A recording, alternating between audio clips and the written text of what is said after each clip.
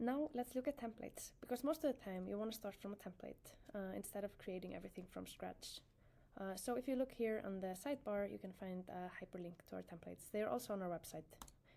But if I click this, I go to our website on templates, and then you can just search for a template that you like. You can search by name, by a tag.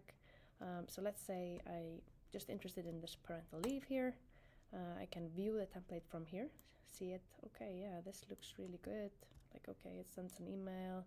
Like, how is this email looking? And let's say I really like this template. I want to move it into our account. Then I just click here, get template, and I'm opening up the template. And I click here, get template. Then I choose which workspace I want to add it to.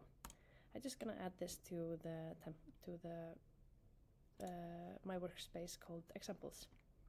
So I add this into my journeys, and it opens up in my journeys account. And there's no traveler in this journey, of course, because I just created it.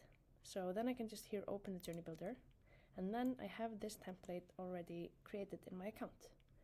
But most of the times you're gonna want to change it a bit. So then you can just go in, see like, okay, what is the first thing happening in this process? Yeah, it's informing the manager. I'm just gonna change a few things here. You can change the email, just write it exactly like you want in your tone of voice. Maybe you wanna add new action, something that happens after this, or delete something here.